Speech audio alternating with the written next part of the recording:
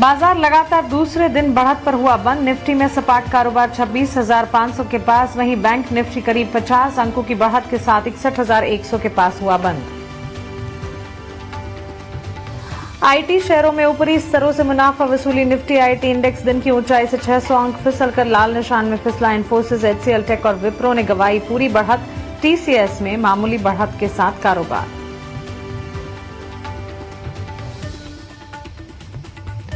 Pharma और health care शेयरों की सेहत दुरुस्त। Mankind pharma, Fortis health care 2 से 4% बढ़े।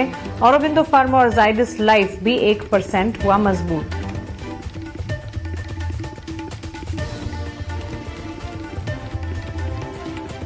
कल की भारी गिरावट के बाद स्पाइस जेट में आज थोड़ी राहत। शेयर 9% चढ़ा, लेकिन 52 हफ्ते की ऊंचाई से अभी भी 70% से ज्यादा नीचे।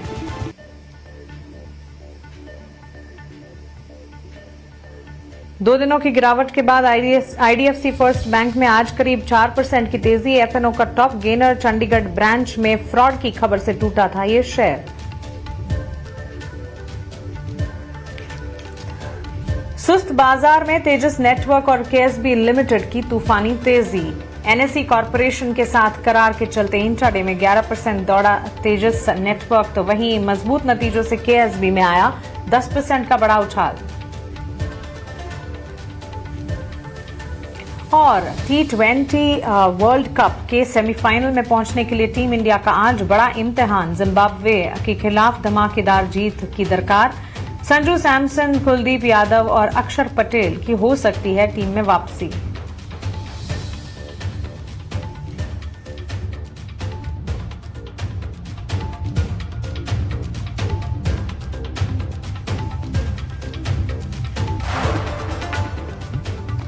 नमस्कार, कल की तैयारी में आपका स्वागत है। आपके साथ मैं हूं Mansi Dave. Last trading session से लेकर आने वाले ट्रेडिंग सेशन तक का पूरी रूपरेखा यहां पर आपके सामने बाजार की हम रखने की कोशिश करते हैं। लास्ट ट्रेडिंग सेशन से इवेंचुअल इंपैक्ट बनाते बनाते आने वाले सेशन में आपके लिए ट्रिगर्स और रणनीति क्या होनी चाहिए, इस पर लगातार फोकस रहता है। एक्सपर्ट्स भी हमारे साथ जुड़ते हैं और बुलेटिन के अंत में अपने आइडियाज भी हमारे साथ शेयर करते हैं। लास्ट ट्रेडिंग सेशन की अगर बात करें, हमने देखा लगातार दूसरे दिन बाजार में अच्छी मजबूती का ट्रेंड और मजबूती के साथ क्लोजिंग देखने को मिली। हालांकि दिन भर ये ट्रेंड नहीं था, दिन भर उतार चढ़ाव, बाजार कमजोरी भी झेल रहे थे।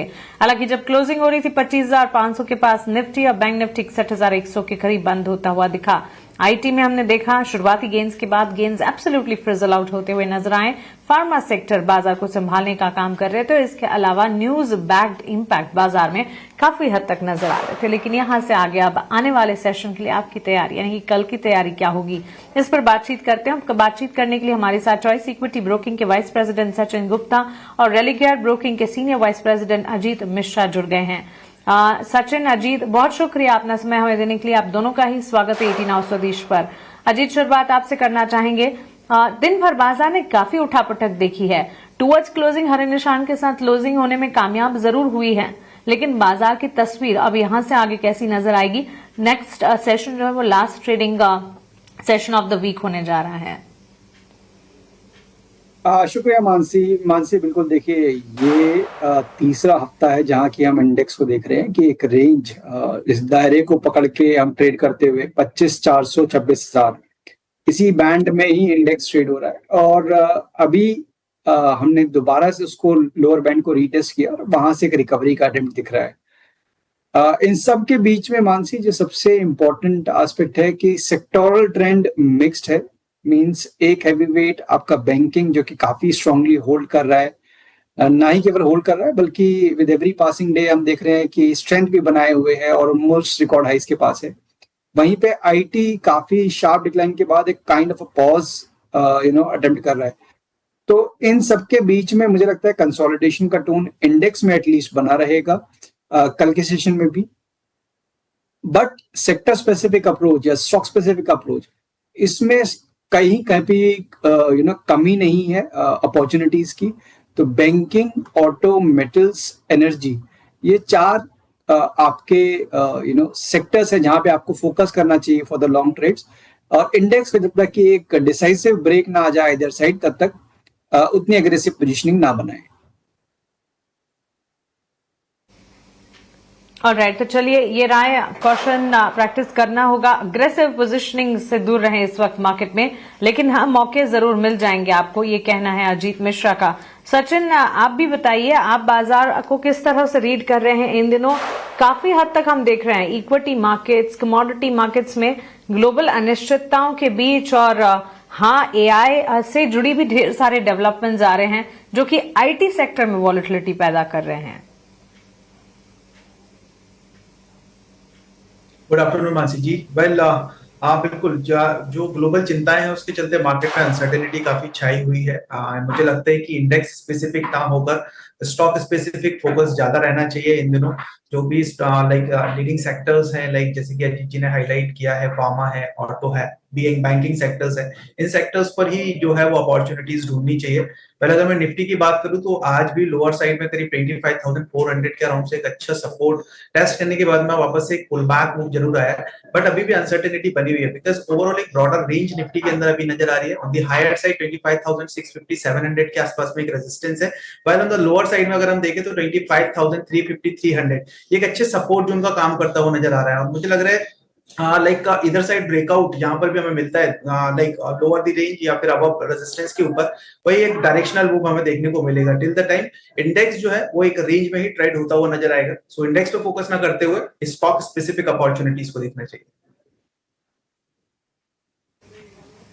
चलिए, तो बिल्कुल स्टॉक स्पेसिफिक अपॉर्चुनिटीज पर रखें नजर, और आप दोनों ही एक्सपर्ट से आपके स्टॉक स्पेसिफिक रिकमेंडेशन भी जानेंगे, लेकिन उससे पहले सवाल जवाब का सिलसिला शुरू कर लेते हैं। और सवाल पूछने का तरीका हमारे व्यूअर्स को बता देते हैं। टीवी स्क्रीन पर आपके लगातार हमारे सोशल मीडिया हैंडल्स और कॉन्टैक्ट डिटेल्स हम फ्लैश कराते रहेंगे। हमारे कॉन्टैक्ट डिटेल्स पर हमें संपर्क कीजिए, सोशल मीडिया पर आप सवाल पूछें, मार्केट से जुड़े आपके हर सवालों के जवाब देने की कोशिश इस खास पेशकश में हम करेंगे। पहला सवाल देख लेते हैं। अरविंद राय नोएडा से लिख रहे हैं, इन्होंने आइनॉक्स विंड के स्टॉक्स खरीदे हैं। अजीत, एक टेक आपसे जानना चाहेंगे, आइनॉक्स विंड स्टॉक को एक बार देख लेते हैं और लास्ट ट्रेड क्लोज किन लेवल्स पर हुआ है ये समझ लेते हैं। 94 के लेवल्स पर क्लोजिंग है, इनकी खरीदारी किस तरह, इन्हीं लेवल्स के आसपास 95 के टू बी प्रिसाइज। 4 महीने का नजरिया ये बनाकर चल रहे हैं। अभी ये ताजा खरीदारी है या पहले की ये तो नहीं पता, लेकिन आइनॉक्स विंड पर हमारे व्यूअर के लिए राय क्या होगी? देखिए मानसी, काफी डिसाइसिव डिक्लाइन देखने को मिला है from the record highs. Means अगर हम देखेंगे तो in the month of September 2024 हम करीब 260 के हाइज के पास थे और वहां से आप 94 के तक लेवल्स पे आ गए हैं।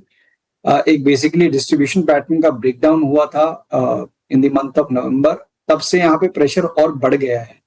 तो क्योंकि उनकी बाइंग प्राइस के काफी नजदीक है और स्टॉक अपने 52 वीक लो के पास है, मेरे हिसाब से आपको अवॉइड करना चाहिए स्टॉक को जब तक कि कोई एक डिसाइसिव साइन ऑफ रिवर्सल ना बने। तो अभी के लिए अगर वो होल्ड करना चाहते हैं तो 84 का सपोर्ट होगा, बट जिस तरीके से स्टॉक का टोन है और मार्केट में बहुत सारे सेक्टर्स और स्टॉक्स ऐसे हैं जो कि अपने 52 वीक हाई या रिकॉर्ड हाइस के पास ट्रेड कर रहे हैं, तो उन स्टॉक्स या सेक्टर्स पे आपको फोकस करना चाहिए इंस्टेड जो कि लगार्ड्स हैं। ओके, तो चलिए ये राय फिलहाल आपको आइनॉक्स विंड पर मिल चुकी है।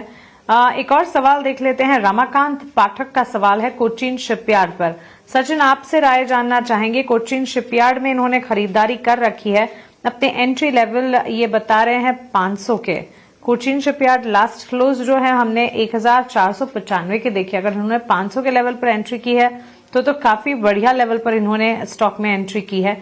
56 शेयर्स खरीद रखे हैं, करीब 56,000 का मुनाफा ये इस वक्त देख रहे हैं कोचीन शिपयार्ड में। 1% की तेजी पर लास्ट क्लोज भी था। इस स्टॉक पर राय क्या होगी?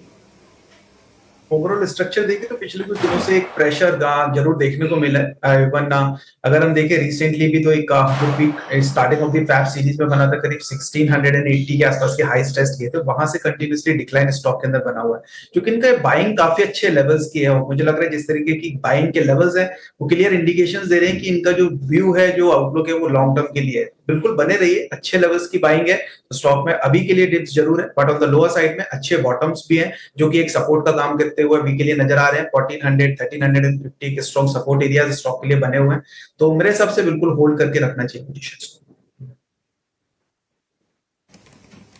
ठीक है, पोजीशन को इंटैक्ट रखिए। ये राय फिलहाल कोचीन शिपयार्ड पर आपको मिलती हुई बैटरी स्टॉक्स पर अजीत आपका टेक समझना चाहेंगे और हमारे अगले व्यूवर का सवाल भी इसी पर है।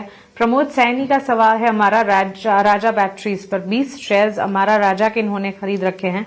हमारा राजा बैटरी स्टॉक प्राइस एक बार देख लेते हैं और लास्ट क्लोज अगर आप देखेंगे स्टॉक में हमने देखा है ऑलमोस्ट वॉलेटाइल ही क्यूज थे टुवर्ड्स लास्ट सेशन 853 के स्तर पर आधे % की बढ़त पर क्लोजिंग हुई है। 826 इनके एंट्री लेवल है, हल्का फुल्का सा मुनाफा है। महज 20 शेयर्स खरीद रखे हमारा राजा के, क्या राय होगी? देखिए मानसी, एंट्री काफी अच्छी है। मींस आपने ऑलमोस्ट रीसेंट लोस के पास ही बाय किया है। बट ये भी है कि इस पर्टिकुलर सेक्टर की आप बात करेंगे तो पिछले करीब 1.5-2 साल में एक नेगेटिव ट्रेंड जो कि काफी प्रोमिनेंट था, वो थोड़ा सबसाइड जरूर होते हुए दिखा है। मींस अब आपको एटलीस्ट सेलिंग प्रेशर नजर नहीं आ रहा, but at the same time participation भी नहीं है, कुछ इस तरीके की रिकवरी के अटेम्प्ट्स भी नहीं दिख रहे हैं। अमर राजा के केस में मुझे लगता है कि 960 980 का जो जोन है, जब तक ये आप ब्रेक नहीं करेंगे तब तक एक मोमेंटम या फिर एक तेजी वाला टोन शायद देखने को ना मिले। तो अगर आपका व्यू शॉर्ट टर्म का है, मेरे हिसाब से आपको निकल जाना चाहिए। जैसे हमने शो की शुरुआत में बात की, बैंकिंग, ऑटो, मेटल्स और एनर्जी, ये 4 स्पेसेस हैं जहां पे कि आपको शॉर्ट टर्म के लिए लॉन्ग पोजीशंस के बारे में देखने के लिए बहुत सारी अपॉर्चुनिटीज हैं।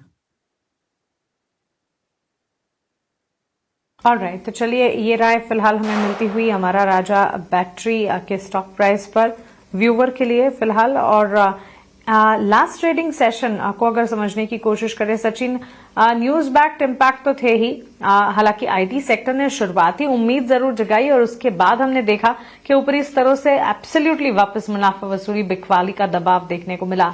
अब आईटी सेक्टर में जब तेजी थी तब भी सवाल ये था कि जिन्होंने पोजीशन ले रखी है, क्या ये एक हाथ सेशन की तेजी को देखते हुए अपॉर्चुनिटी समझकर अपनी पोजीशन को एग्जिट कर जाएं या फिर थोड़ा बहुत कन्विक्शन है?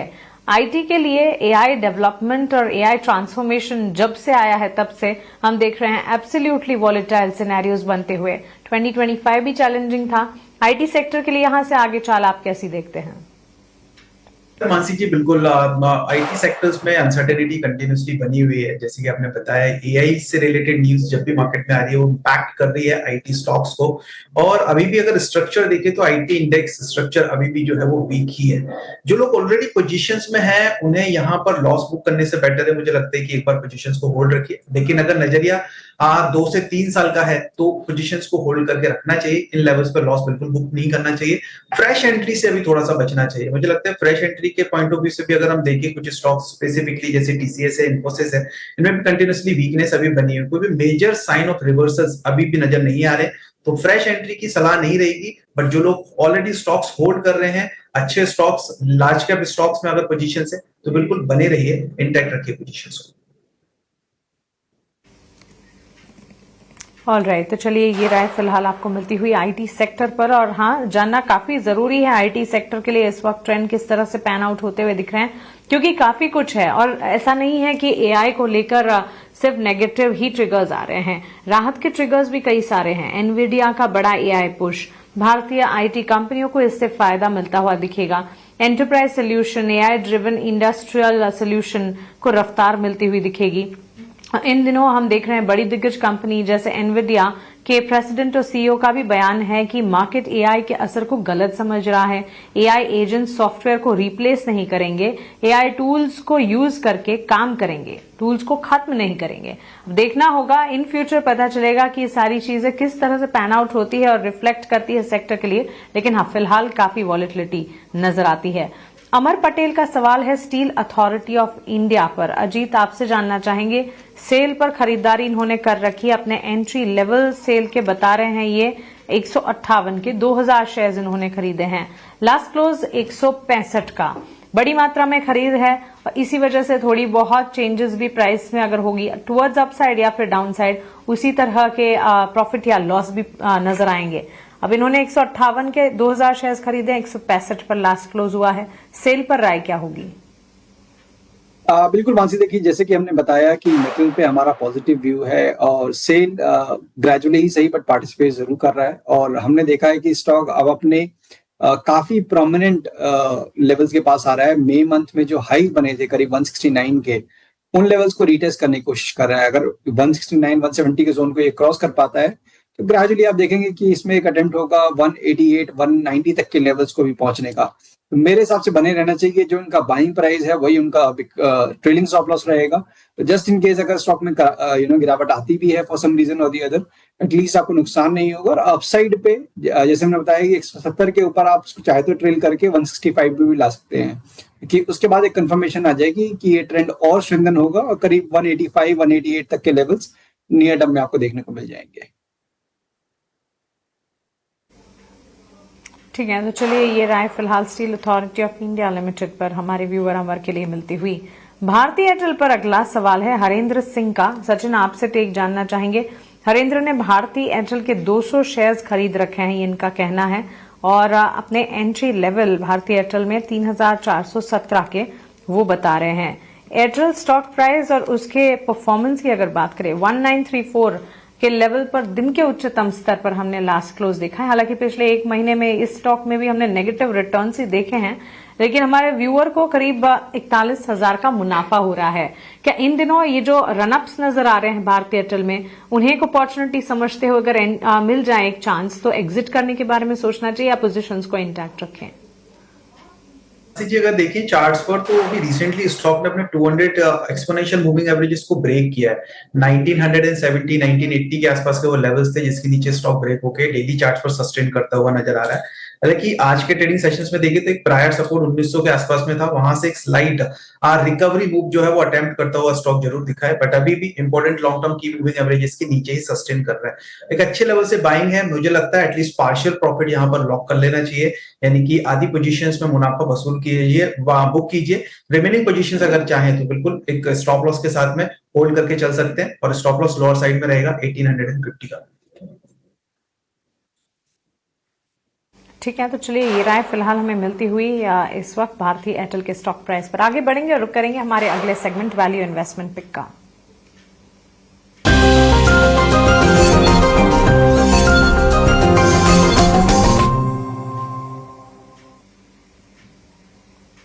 अजीत, आपसे शुरुआत करेंगे। बताएं आज के लिए वीआईपी कैटेगरी स्टॉक्स क्या होंगे? बिल्कुल मानसी, देखिए पहला नाम फ्रॉम दी ऑटो स्पेस, जहां पे कि ना ही केवल स्ट्रेंथ बनी हुई है बल्कि इनफैक्ट आप देख रहे हैं कि बहुत सारे काउंटर्स हैं जो कि अपने रिकॉर्ड हाइज या 52 वीक हाइज के पास ट्रेड कर रहे हैं। उनमें से एक नाम टीवीएस मोटर का, जिसने अपने करीब 2 मंथ के कंसोलिडेशन को एंड किया है। स्टॉक अपने रिकॉर्ड हाइज पे है, वॉल्यूम काफी अच्छे हैं, प्राइस पैटर्न और जो ओवरऑल स्ट्रक्चर है ऑटो पैक का, वो यही इंडिकेट कर रहा है कि मोमेंटम आने वाले टाइम में कैरी हो सकता है। 4160 ये आपके टारगेट लेवल्स रहेंगे फॉर टीवीएस मोटर्स, और 3840 के स्टॉप लॉस के साथ यहाँ पे आप लॉन्ग कर सकते हैं। साथ ही साथ फार्मा स्पेस, जहाँ पे कि एक लंबे कंसोलिडेशन के बाद यहाँ पे भी डिसाइसिव ट्रेंड अनफोल्ड होता हुआ नजर आ रहा है। डॉक्टर रेड्डीज, जो कि इसने भी एक अच्छे करेक्टिव फेज को एंड किया है, हाल फिलहाल में एक पिवट को फॉर्म किया था डेली चार्ट पे, उसका कंटिन्यूशन देख रहे हैं। यहाँ पे मुझे लगता है कि 1460 तक के लेवल्स नियर टर्म में आपको देखने को मिल सकते हैं। 1250 के स्टॉप लॉस के साथ डॉक्टर रेड्डीज को भी लॉन्ग करने की राय होगी। TVS Motors, doctor Reddy's Laboratories, दो स्टॉक्स अजीत मिश्रा की तरफ से as VIP trade investment idea. Sachin, आप बताएं आपकी तरफ से वैल्यू इन्वेस्टमेंट पिक क्या होंगे? कल मेरा पहला जो कॉल है वो ऑटो स्पेस से होगा। स्टॉक का नाम है टाटा मोटर्स। ओवरऑल देखा जाए तो डेली चार्ट्स पर एक higher top higher bottom formation stock के अंदर जो है वो देखने को मिल रहा है। साथ ही साथ में वॉल्यूम पिछले 2 से 3 ट्रेडिंग सेशंस में अच्छे देखने को मिले हैं। आरएसआई में भी पॉजिटिव क्रॉसओवर नजर आया है। स्टॉक ऑलरेडी अपने ऑल टाइम हाइस के पास में ट्रेड करता हुआ दिखाई दे रहा है। मुझे लगता है यहाँ से एक फर्दर और स्पर्ट जो है वो कंटिन्यू होनी चाहिए। सो टाटा मोटर्स में एट करीब 490 492 के आसपास से बाय करने की सलाह रहेगी। लोअर साइड स्टॉप लॉस 480 का रहेगा, और 1 से 2 ट्रेडिंग सेशंस में यहाँ पर करीब 515 रुपए तक के लेवल्स देखने को मिल सकते हैं। मेरा दूसरा स्टॉक जो है वो बैंकिंग सेक्टर से है। स्टॉक का नाम है बैंक ऑफ बड़ौदा। यहाँ भी ओवरऑल स्ट्रक्चर देखे तो काफी पॉजिटिव है। स्टॉक का रिसेंटली करीब 315 के आसपास के एक रेजिस्टेंस को ब्रेक करने के बाद उसके ऊपर सस्टेन करता हुआ नजर आ रहा है। वॉल्यूम स्पर्ट आज के ट्रेडिंग सेशंस में काफी अच्छी देखने को मिली है। पॉजिटिव क्रॉसओवर्स भी स्टॉक के अंदर बने हुए हैं। तो बेस्ड ऑन दैट मुझे लगता है बैंक ऑफ बड़ौदा के अंदर ये मोमेंटम और फर्दर कंटिन्यू होना चाहिए। बाइंग की रेंज रहेगी 322 320 के अराउंड। स्टॉप लॉस प्लेस करेंगे 312 का। अपसाइड पोटेंशियल टारगेट 340 तक देखने को मिल सकता है। ओके, टाटा मोटर्स, सीवी और बैंक ऑफ बड़ौदा, दो stocks as value investment pick. Sachin Gupta की तरफ से। सचिन, अजीत, बहुत शुक्रिया आपका हमारे साथ जुड़ने के लिए, बाजार पर अपनी राय हमारे साथ शेयर करने के लिए, वीआईपी शेयर्स और साथ ही हमारे व्यूअर्स के सवालों के जवाब और कल की तैयारी करवाने के लिए। फिलहाल इस खास सेगमेंट में इतना ही, लेकिन 18 आवर्स